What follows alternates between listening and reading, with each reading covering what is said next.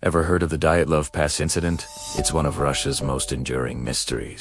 But what if I told you there's another, equally chilling case that's often overlooked? It happened in 1993 in Khamar-Daban mountain range of southern Siberia. A story so strange, so terrifying, it's been called Russia's other asterisk, Dyatlov Pass.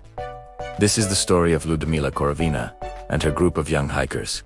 A journey that began with promise and ended in an inexplicable nightmare. In the summer of 1993, Lyudmila Korovina, a highly experienced survival instructor and a certified master of sports and hiking, decided to lead a group of her students on an expedition. Her reputation preceded her. She was tough, knowledgeable, and had navigated the Siberian wilderness countless times. Her students trusted her implicitly. The group consisted of 6 young people, aged 16 to 24. Tatiana Filipenko, Denis Shivakin, Victoria Salisoba-Timur, Babanov Alexander, Sasa Christine, and Valentina Yud. For most of them, this was a final test, a challenging trek to earn their own instructor certifications. On August 2nd, the group of 7 began their ascent into the Khamar-Daban mountains. The weather was perfect: blue skies, warm sunshine, and a gentle breeze made for ideal hiking conditions.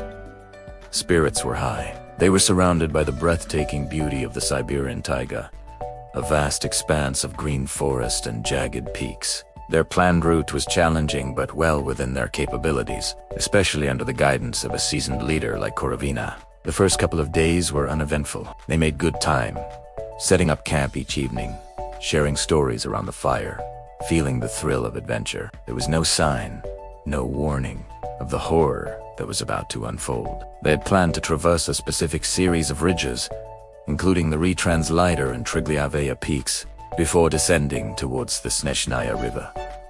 Everything was going according to plan. They were on schedule, well-equipped, and in good health. But in the mountains, things can change in an instant. As they were making their way along an exposed, treeless ridge, the weather took a sudden, violent turn. The clear blue sky vanished, replaced by a dark, menacing canopy of clouds. A torrential downpour began, accompanied by howling winds and a dramatic drop in temperature. It was August, but the rain quickly turned to sleet, and then to wet, heavy snow. The group was caught completely off guard. They were on a barren, exposed ridgeline with no natural shelter. The wind was so strong it was nearly impossible to stand.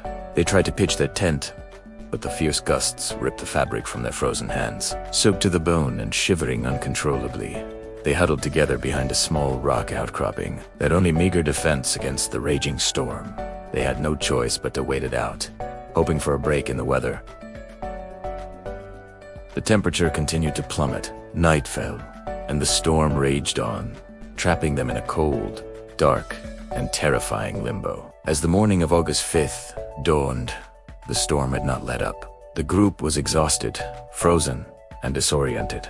This is where the story takes a turn from a tragic survival tale to something far more sinister. According to the sole survivor, Valentina Yudchenko, Lyudmila Korovina, their unshakable leader, was the first to break. She suddenly told everyone to pack up, that they were leaving immediately. But then, just as they began to gather their things, the first victim, Alexander Christine, suddenly screamed and collapsed. He began to convulse violently, clawing at his own throat. Froth appeared at his mouth, and blood started trickling from his ears and nose.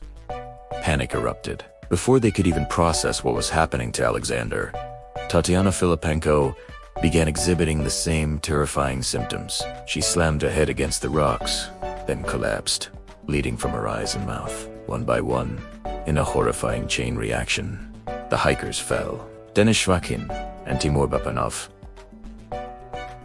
also began to convulse and bleed.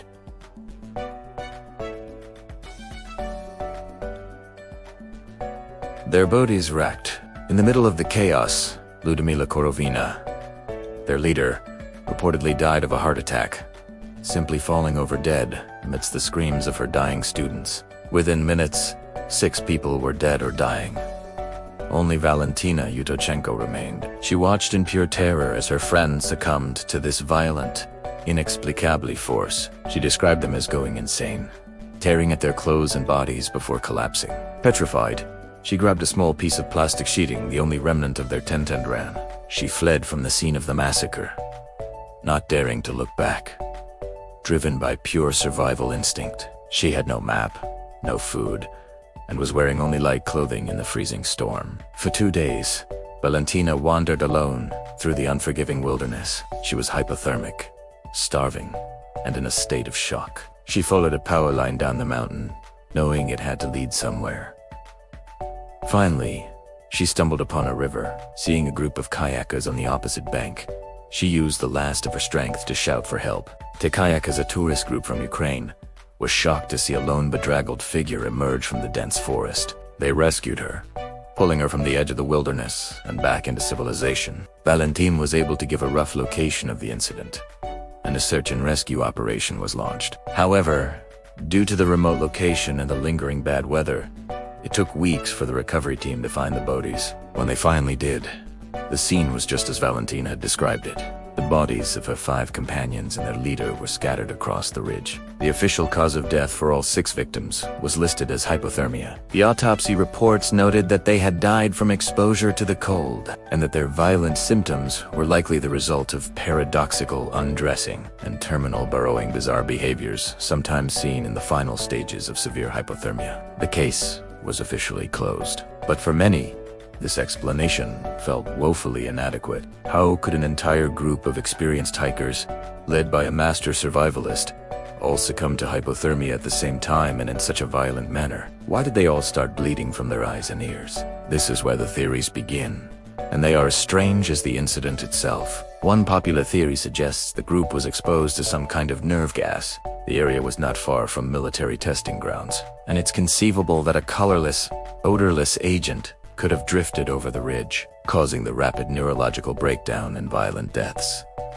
Another theory points to this is sound at a frequency too low for humans to hear, but it can be generated by certain weather conditions, like the intense storm they were caught in. At specific frequencies, infrasound is known to cause feelings of anxiety, dread, and even physical symptoms like nausea and disorientation.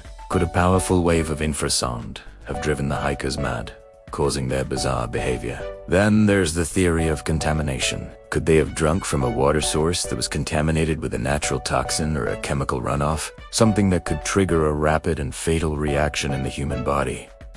This might explain the simultaneous onset of symptoms. Finally, some have drawn parallels to the Dyatlov Pass incident, suggesting a more paranormal or unknown force was at play.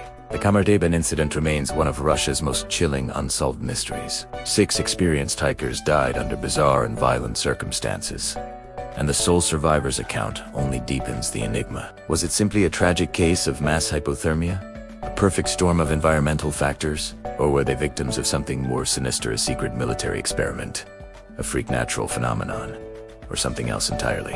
Whatever the truth is, it's buried with Ludmila Korovina and her students on that cold, desolate ridge in the heart of Siberia. What do you think happened to them? Let me know your theories down in the comments. Thanks for watching, and if you found this story as fascinating as I did, don't forget to like this video and subscribe for more journeys into the unknown. See you next time.